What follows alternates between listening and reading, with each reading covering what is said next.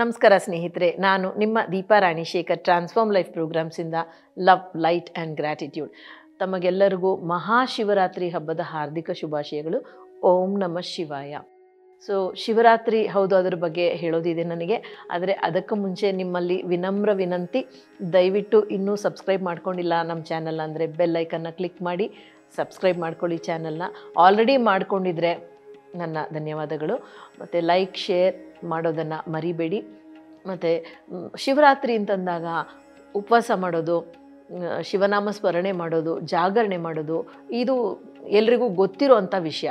So ಯಾಕೆ ಮಾಡ್ತೀವಿ ಅನ್ನೋದೂ ನಿಮಗೆ ಗೊತ್ತಿರ್ಬೋದು. ಆದರೆ ಯಾವುದನ್ನು ಹೇಗೆ ಮಾಡೋದ್ರಿಂದ ನಿಮಗೆ ಏನು ಫಲ ಬರುತ್ತೆ ಅನ್ನೋದ್ರ ಬಗ್ಗೆ ನಾನು ಹೇಳ್ತೀನಿ. ಸೊ ಒಂದು ಸಣ್ಣ ಕತೆ ಹೇಳ್ತೀನಿ ನಾನು ವಿಷಯಕ್ಕೆ ಬರೋ ಮುಂಚೆ. ಒಂದು ಸತಿ ಇದು ಒಂದು ಸೂಫಿ ಕತೆ ಅಂತ ಹೇಳ್ತಾರೆ. ಒಂದೊಮ್ಮೆ ಸೂರ್ಯ ಮತ್ತು ಒಂದು ಗುಹೆ ಕಪ್ಪಗೆ ಕತ್ಲೆಯಲ್ಲಿರುತ್ತಲ್ವ, ಅವರಿಬ್ಬರು ಎಲ್ಲೋ ಒಂದು ಕಡೆ ಮಾತಾಡ್ಕೋತಾರಂತೆ. ಏನು ನಿನ್ನ ಜೀವನ ಹೇಗಿರುತ್ತೆ, ನನ್ನ ಜೀವನ ಹೇಗಿರುತ್ತೆ ನೋಡಿ. ಲಾಜಿಕ್ಗೆ ಹೋಗಿ ಹೇಗೆ ಮಾತಾಡ್ಕೊಂಡ್ರು ಅದೆಲ್ಲ ಕೇಳ್ಬಿಡಿ, ಬರೀ ಕತೆ ಕೇಳಬೇಕಷ್ಟೇ ನೀವು.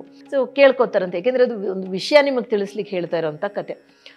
ಹೇಗೆ ನಿನ್ನ ಜೀವನ ಹೇಗಿರುತ್ತೆ, ಒಂದು ಕೆಲಸ ಮಾಡೋಣ, ಒಂದು ದಿವಸ ನಾನು ನಿನ್ನ ಕೆಲಸವನ್ನು ಮಾಡ್ತೀನಿ, ನೀನು ನನ್ನ ಕೆಲಸವನ್ನು ಮಾಡು, ನೀನು ನನ್ನ ಸ್ಥಾನಕ್ಕೆ ಬಾ, ನಾನು ನಿನ್ನ ಸ್ಥಾನಕ್ಕೆ ಬರ್ತೀನಿ, ನೀನು ನಾನಾಗು, ನಾನು ನೀನಾಗ್ತೀನಿ, ಆಗ ನೋಡೋಣ ನಮ್ಮ ಜೀವನ ಹೇಗಿರುತ್ತೆ. ಹೇಳಿದ್ರೆ ಅರ್ಥ ಆಗ್ತಿಲ್ಲ ಅಂತ ಹೇಳ್ತಾರಂತೆ. ಯಾಕೆಂದರೆ ಸೂರ್ಯ ಕತ್ಲೆನ ಹಂಗಂದ್ರೆ ಏನು ಅಂತ ಕೇಳ್ತಿರ್ತಾನಂತೆ, ಗುಹೆ ಬೆಳಕ ಹಂಗಂದ್ರೆ ಏನು ಅಂತ ಕೇಳ್ತಿರತ್ತಂತೆ.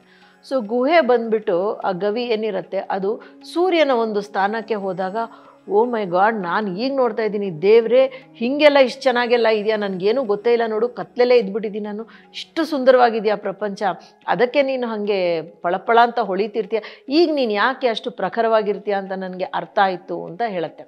ಸೂರ್ಯನ ಟರ್ನ್ ಬಂದಾಗ ಸೂರ್ಯ ಗುಹೆಯಲ್ಲಿ ಬಂದ್ಬಿಟ್ಟು, ನನಗೇನು ವ್ಯತ್ಯಾಸ ಕಾಣ್ತಿಲ್ವಲ್ಲ ಗೆಳೆಯ, ಹಾಗೇ ಇದೆಯಲ್ಲ ಅಂತ ಹೇಳುತ್ತೆ. ಗುಹೆಗೂ ಆಶ್ಚರ್ಯ ಆಗುತ್ತೆ, ಯಾಕೆಂದರೆ ಸೂರ್ಯ ಬಂದಾಗ ಗುಹೆ ಪೂರ್ತಿ ಪ್ರಖರವಾದ ಬೆಳಕಿನಿಂದ ತುಂಬ ಹೋಗಿರುತ್ತೆ. ಸೊ ಸೂರ್ಯನಿಗೆ ವ್ಯತ್ಯಾಸನೇ ಗೊತ್ತಾಗೋದಿಲ್ಲ. ಹೀಗೆ ಕೆಲವರು ನಮ್ಮ ಜೊತೆ ಆ ಒಂದು ಬೆಳಕನ್ನು ತೊಗೊಂಡು ಹೋಗ್ತಿದ್ದಾಗ ಕತ್ಲೆ ಅನ್ನೋದು ಏನು ಅಂತ ಗೊತ್ತಿರಲ್ಲ. ಕತ್ಲೆ ಅಂತಂದಾಗ ಒಂದು ನಕಾರಾತ್ಮಕ ಯೋಚನೆಗಳು, ನಕಾರಾತ್ಮಕ ವಿಷಯಗಳು ನಮ್ಮ ತಲೆನಲ್ಲಿ ಓಡ್ತಿದ್ದಾಗ ಏನೇ ಆದ್ರೂ ಅಲ್ಲಿ ನಾವು ನಿಂತು ಬಿಡ್ತೀವಿ. ನಮ್ಮ ಜೀವನ ನಿಂತು ನೀರಾಗಿ ಹೋಗುತ್ತೆ, ಅಲ್ಲಿಂದ ಮುಂದಕ್ಕೆ ಸಾಗೋದಕ್ಕೆ ಆಗಲ್ಲ. ಸೊ ಶಿವ ಅನ್ನೋದು ಒಂದು ವ್ಯಕ್ತಿ, ಒಂದು ದೇವರು ಅನ್ನೋದಕ್ಕಿಂತ ಅದು ಒಂದು ತನ್ಮಯತೆ, ಒಂದು ಕಾನ್ಷಿಯಸ್ನೆಸ್, ಅದು ಒಂದು ಮನಸ್ಥಿತಿ ಅಂತ ಹೇಳ್ಬೋದು. ಸ್ವರ್ಗ ಅನ್ನೋದು ಒಂದು ಜಾಗ ಅಲ್ಲ, ನಾವು ಇರುವಂಥ ಒಂದು ಸ್ಟೇಟ್ ಆಫ್ ಬೀಯಿಂಗ್, ಒಂದು ಸ್ಟೇಟ್ ಆಫ್ ಮೈಂಡ್, ನಾವಿರುವಂಥ ಒಂದು ಉಚ್ಚ ಸ್ಥಾಯಿ ಅಂತ ಹೇಳ್ಬೋದು. ಆ ಉಚ್ಚ ಸ್ಥಾಯಿಲಿದ್ದರೆ ಶಿವ ನಮಗೆ ಅಲ್ಲೇ ಸಿಕ್ಬಿಡ್ತಾನೆ ಅಂತ ಹೇಳ್ಬೋದು. ಶಿವನ ಹುಡುಕೋ ಅವಶ್ಯಕತೆ ಇಲ್ಲ ಅಂತ ಹೇಳ್ಬೋದು. ಶಿವರಾತ್ರಿಯ ವಿಶೇಷ ಏನು ಅಂತಂದರೆ, ಆ ದಿನ ಶಿವ ಪಾರ್ವತಿ ಮದುವೆ ಆದ ದಿನವಂತೆ. ಶಿವ ತಾಂಡವ ನೃತ್ಯ ಮಾಡಿದಂಥ ಒಂದು ವಿಶೇಷವಾದ ದಿನ ಅದು. ಮತ್ತು ಸೃಷ್ಟಿ, ಸಂರಕ್ಷಣೆ, ವಿನಾಶ, ಕ್ರಿಯೇಷನ್, ಪ್ರಿಸರ್ವೇಷನ್, ಡಿಸ್ಟ್ರಕ್ಷನ್, ಇದು ಮೂರರ ಪ್ರತೀಕವಾದ ಶಿವನು ತಾಂಡವ ನೃತ್ಯ ಅಂತನ್ನೋದು ಅಷ್ಟು ವಿಶೇಷವಾದ ಶಕ್ತಿ ಇರತ್ತಂತೆ. ಶಿವ ಪಾರ್ವತಿಯ ಸಮ್ಮಿಲನ ಶಿವರಾತ್ರಿ ಎಂದು ಆಗುತ್ತೆ ಅಂತ ಹೇಳಿ, ಆ ಒಂದು ನಕ್ಷತ್ರಗಳೆಲ್ಲ ಬರುವಂಥ ಆ ಒಂದು ದಿನ ಶಿವರಾತ್ರಿ ಅಂತ ಹೇಳ್ತೀವಿ. ಆ ಹಬ್ಬನೇ ರಾತ್ರಿಗೆ ಜಾಸ್ತಿ ಮಹತ್ವ ಇದೆ, ಯಾಕೆಂದರೆ ಅವತ್ತು ಆ ಒಂದು ಟೆಂಪ್ರೇಚರ್ ಚೇಂಜ್ ಆಗತ್ತಂತೆ. ಅವತ್ತು ಮಾತ್ರ ಸ್ವಲ್ಪ ಚಳಿಯಾಗಿ ಮಾರನೇ ದಿವಸದಿಂದ ತುಂಬ ಸೆಕೆ ಶುರುವಾಗುತ್ತೆ. ಸೊ ನಮ್ಮ ದೇಹ ಅಡ್ಜಸ್ಟ್ ಆಗಲಿಕ್ಕೆ ಆ ಒಂದು ಜಾಗರಣೆಯನ್ನು ಮಾಡೋದು. ಈಗ ಜಾಗರಣೆ ಅಂದರೆ ಸಿನಿಮಾ ಹಾಡುಗಳು ಹೇಳೋದು, ಓಡಾಡೋದು, ಮತ್ತೊಂದು ಮಾಡೋದು ಅನ್ನೋದಕ್ಕಿಂತ ವಿಶೇಷ ಶಿವನಾಮ ಸ್ಮರಣೆ ಮಾಡಬೇಕು, ಶಿವನ ಧ್ಯಾನ ಜಪ ಮಾಡಬೇಕು. ಮತ್ತು ಇಡೀ ದಿನ ಶಿವರಾತ್ರಿ ದಿನ ಉಪವಾಸ ಮಾಡೋದು ತುಂಬ ವಿಶೇಷ. ಮತ್ತು ನಂತರ ಮಾರನೇ ದಿವಸ ಬಂದು ಹಬ್ಬದ ಅಡಿಗೆ ಮಾಡಿ ತಿಂತಾರೆ. ಸೊ ಇದೆಲ್ಲದರ ಮಧ್ಯೆ ಏನು ಹೇಳಬೇಕು ಅಂದರೆ, ಶಿವ ಅಂತಂದಾಗ ಆದಿ ಅಂತ್ಯವಿಲ್ಲದಂಥ ಒಂದು ಶಕ್ತಿ, ಅಂದರೆ ಎಟರ್ನಿಟಿ. ಶಿವ ಈಸ್ ಎಟರ್ನಲ್ ಅನ್ನಂಗೆ. ಶಿವಲಿಂಗ ಅಂತಂದಾಗ ಅದಕ್ಕೆ ಒಂದು ರೂಪುರೇಷೆ ಇಲ್ಲ, ಇನ್ಫಿನಿಟ್, ಅದಕ್ಕೆ ಒಂದು ಲಿಮಿಟ್ ಇಲ್ಲದೆ ಇರುವಂಥ ಶಕ್ತಿ ಅಂತ ಹೇಳಿ. ಸೊ ನಾನು ನಿಮಗೆ ಶಿವಲಿಂಗ ಅಂತಂದರೆ ಇದು ಸಾಲಿಗ್ರಾಮ ಕೂಡ ಶಿವಲಿಂಗನೇ ಆಗುತ್ತೆ. ಈ ಶಿವಲಿಂಗವನ್ನು ನಾವು ಕೈಯಲ್ಲಿ ಇಟ್ಕೊಂಡು ಜಪ ಮಾಡ್ಬೋದು. ಅಂದರೆ ಹೆಚ್ಚು ಕಮ್ಮಿ ನಾಭಿ ಹತ್ರ ಇರ್ಬೋದು, ಅಥವಾ ಹೃದಯ ಭಾಗದ ಹತ್ರ ಇರ್ಬೋದು, ಅಥವಾ ಹೀಗೆ ಇಲ್ಲಿ ಈ ಹುಬ್ಬಿನ ಮಧ್ಯ ಮೂರನೆಯ ಕಣ್ಣಿನ ಮುಂದೆ ಇರ್ಬೋದು. ಥರ್ಡ್ ಐ ಅಂತ ಏನು ಹೇಳ್ತೀವಿ, ಆಜ್ಞಾ ಚಕ್ರದ ಮುಂದೆ ಇಟ್ಕೊಂಡು ನೀವು ನಿಮ್ಮ ಎರಡೂ ಕಣ್ಣಿನ ದೃಷ್ಟಿಯನ್ನು ಇದರ ಮೇಲೆ ಕೇಂದ್ರೀಕರಿಸಿ ಓಂ ನಮಃ ಶಿವಾಯ ಅಂತ 11 ಬಾರಿ ಹೇಳಿದಾಗ ನಿಮ್ಮ ಅರಿವಿನ ಕಣ್ಣು ತೀಕ್ಷ್ಣವಾಗತ್ತೆ, ಸೂಕ್ಷ್ಮವಾಗತ್ತೆ. ಅದರಿಂದ ಬೇಕಾದಷ್ಟು ಪ್ರಯೋಜನಗಳಿರುತ್ತೆ. ಮಹಾಜ್ಞಾನಗಳು ನಿಮಗೆ ಒಲಿಯತ್ತೆ. ಮಹಾಜ್ಞಾನ ಅಂದಾಗ ನಾವು ಫೀಸ್ ಕೊಟ್ಟು ಕಲಿಯುವಂಥ ವಿಷಯಗಳಲ್ಲ, ಒಲಿದು ಬರುವಂಥದ್ದು. ಈಗ ನೋಡಿ, ನಾವು ಕ್ಲಾಸಿಗೆ ಹೋಗಿ ಸಂಗೀತ ಕಲಿಯೋದಕ್ಕೂ SPB ಅವರು ಅಥವಾ ಲತಾ ಮಂಗೇಶ್ಕರ್, S ಜಾನಕಿ ಅವರು ಹಾಡೋದು ಅದು ಅವರು ಕಲಿತು ಹಾಡೋದಲ್ಲ, ಅವ್ರಿಗೆ ದೈವದತ್ತವಾಗಿ ಬಂದಂಥದ್ದು ಅಂತ. ಅದೆಲ್ಲ ಮಹಾಜ್ಞಾನ ಅಂತ ಹೇಳ್ತೀವಿ. ಅದು ನಿಮಗೆ ಒಲಿತಾ ಹೋಗುತ್ತೆ ಅಂತ ಹೇಳ್ಬೋದು. ಮತ್ತು ಈ ಶಿವಧ್ಯಾನ ಮಾಡೋದ್ರಿಂದ ಆ ಒಂದು ಡಿವೈನ್ ಏನಿರುತ್ತೆ, ದೈವಿಕತ್ವಕ್ಕೆ, ಮಾನವೀಯತೆಗೆ ಒಂದು ಕೊಂಡಿ ಅಂತ ಹೇಳ್ಬೋದು. ಸೊ ಇದನ್ನು ಮಾಡಿದಾಗ ಒಂದು ಅವೇಕಂಡ್ ಸ್ಟೇಟ್, ಅಂದರೆ ಒಂದು ಜಾಗೃತಾವಸ್ಥೆಗೆ ಹೋಗ್ತೀವಿ, ಒಂದು ದೈವಿಕ ಒಂದು ಅಸ್ತಿತ್ವಕ್ಕೆ ಹೋಗ್ತೀವಿ. ಅಲ್ಲಿಂದ ಮುಂದೆ ಸುಮಾರು ವಿಷಯಗಳು ನಮಗೆ ಒಲಿತಾ ಹೋಗುತ್ತೆ. ಅಂದರೆ ಶಿವ ಅಂತಂದಾಗ ಜ್ಞಾನ, ತಂದೆ ಬಂದು ಜ್ಞಾನವನ್ನು ಕೊಡ್ತಾನಂತೆ, ತಾಯಿ ಪಾರ್ವತಿ ಬಂದು ನಮಗೆ ಮನಸ್ಸೋ ಇಚ್ಛೆ ಇರುವಂಥ ಲೌಕಿಕ ಆಸೆಗಳನ್ನು ತೀರಿಸ್ತಾಳಂತೆ. ಓಂ ನಮಃ ಶಿವಾಯ ಹೇಳಿದ್ರೇ, ಅದು ಈ ಸಾಲಿಗ್ರಾಮವನ್ನು ಇಟ್ಕೊಂಡು ಹೇಳಿದ್ರೇ ಸುಮಾರು ವಿಷಯಗಳು ನಮಗೆ ಪಾಪ ಪರಿಹಾರ ಆಗತ್ತೆ, ಪುಣ್ಯ ಬರುತ್ತೆ, ಮೋಕ್ಷ ಸಿಗತ್ತೆ ಅಂತೆಲ್ಲ ಹೇಳ್ತಾರೆ. ಮತ್ತು ಇನ್ನೊಂದು ವಿಶೇಷ ಏನಂತಂದರೆ, ಶಿವ ಮತ್ತು ಪಾರ್ವತಿ ಅಂದಾಗ ಪ್ರಕೃತಿ ಮತ್ತು ಪುರುಷ, ಪ್ರಕೃತಿ ಮತ್ತು ಪುರುಷ ಅಂದಾಗ yin yang meditation, balancing the masculine and feminine, ಪ್ರಕೃತಿ ಮತ್ತು ಪುರುಷ ಸಮತೋಲನದಲ್ಲಿ ಇರಬೇಕಂತೆ. ಯಾವುದೊಂದು ಹೆಚ್ಚಾದ್ರೂ ನಮ್ಮ ಜೀವನದಲ್ಲಿ ಮತ್ತೊಂದು ಅಂಶ ನಮಗೆ ಸಿಗಲ್ಲ. ಈಗ ಉದಾಹರಣೆಗೆ ಭೂಮಿ ಅಂತಂದರೆ ಸ್ಥಿರತೆ, ಸ್ಟೆಬಿಲಿಟಿ, ಮತ್ತು ಭಾವನೆಗಳು. ಭೂಮಿ ಮತ್ತು ಚಂದ್ರ ಎರಡೂ ಬರ್ತಾರೆ ಇನ್ ಎನರ್ಜಿಗೆ, ಅಂದರೆ ಆ ಒಂದು ಶಕ್ತಿ ಎನರ್ಜಿಗೆ. ಮತ್ತು ಆ ಪುರುಷ ಕೆಲಸ ಮಾಡೋದಕ್ಕೂ ಸ್ತ್ರೀಯ ಶಕ್ತಿ ಬೇಕಂತೆ. ಸೊ ಆ ಸ್ಟೆಬಿಲಿಟಿ ಮತ್ತು ಗ್ರೌಂಡಿಂಗ್ ಅಂತ ಏನು ಕರಿತೀವಿ, ಅದು ಭೂಮಿನೇ ನಮಗೆ ಕೊಡೋದು. ನಾವು ಎಲ್ಲೆಲ್ಲೋ ಹಾರಾಡ್ತಾ ಇದ್ರೂ ಭೂಮಿ ಬೇಕಲ್ವಾ ನಮಗೆ, ಇರೋದಕ್ಕೆ ನೆಲೆಸೋದಕ್ಕೆ ಭೂಮಿ ಬೇಕಲ್ವಾ, ಅಗ್ನಿಗಿರ್ಬೋದು, ನೀರಿಗಿರ್ಬೋದು, ಭೂಮಿ ಬೇಕೇ ಬೇಕಲ್ವಾ. ಸೊ ನಮ್ಮ ಅಸ್ತಿತ್ವ ಭೂಮಿಗೆ ಸಂಬಂಧಪಟ್ಟಿರುತ್ತೆ, ನಮ್ಮ ಬೇರುಗಳು ಭೂಮಿಯ ಒಳಗಿರುತ್ತೆ. ಅದೇ ಸಮಯದಲ್ಲಿ ಸ್ಥಿರತೆ ಜೊತೆಯಲ್ಲಿ ಶಕ್ತಿ ಬೇಕಲ್ಲ, ಒಂದು ಮೂಮೆಂಟ್ ಕೂಡ ಬೇಕು, ಒಂದು ಸಂಚಲನ ಕೂಡ ಬೇಕು.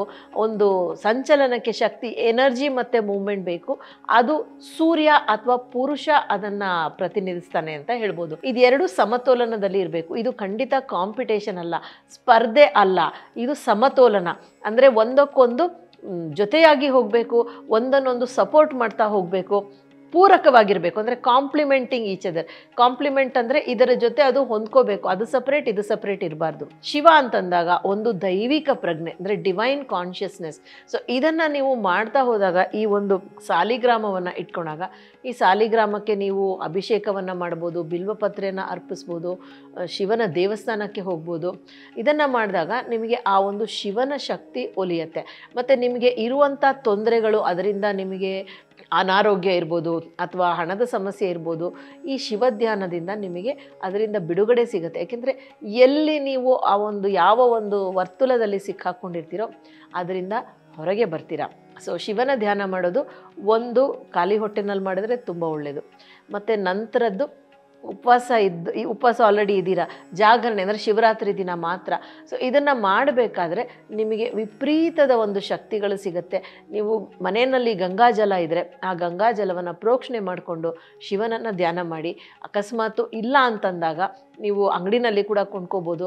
ಕಾಶಿಗೆ ಹೋಗಿ ಬಂದರೆ ಖಂಡಿತ, ಕಾಶಿ ರಾಮೇಶ್ವರ ಎಲ್ಲಿ ಹೋಗಿ ಬಂದ್ರೂ ಆ ಗಂಗೆಯನ್ನು ತೊಗೊಂಡು ಹೋಗಿ, ಕಾಶಿಯಿಂದ ಗಂಗೆಯನ್ನು ತಂದು ರಾಮೇಶ್ವರದಲ್ಲಿ ಹಾಕೋದು ವಿಶೇಷ ಅಂತ ಹೇಳ್ತಾರೆ.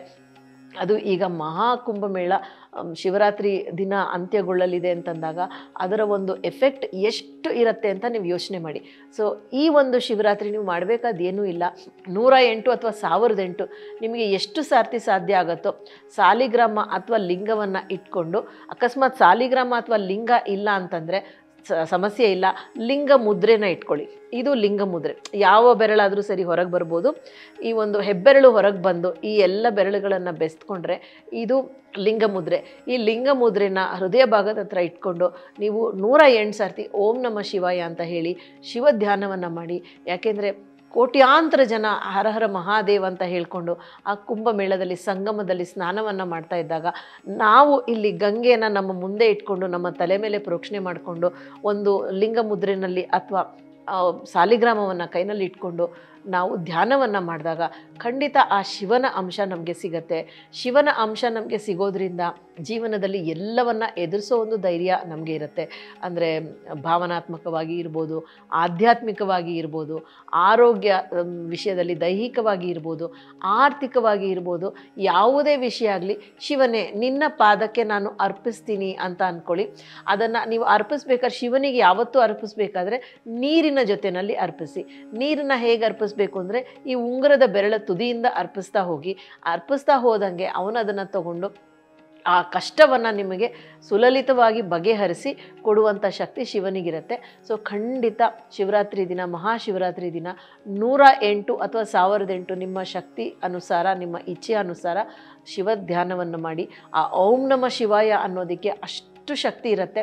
ನೀವು ಚಾಂಟ್ ಮಾಡ್ತಾ ಮಾಡ್ತಾ ಮಾಡ್ತಾ ನಿಮಗೆ ಒಂದು ಬೆಳಕು ಕಾಣಿಸ್ಕೊಳ್ಳುತ್ತೆ ಅಂತ ಹೇಳ್ಬೋದು. ಆ ಬೆಳಕು ಕಾಣಿಸ್ಕೊಂಡೆ ಅಂತ ನಿಲ್ಲಿಸೋದು ಬೇಡ, ಕಂಟಿನ್ಯೂ ಮಾಡ್ತಾ ಹೋಗಲಿ. ಆ್ಯಂಡ್ ಶಿವ ನಿಮಗೆ ಒಳ್ಳೆಯದನ್ನು ಮಾಡಲಿ. Thank you so much for joining me.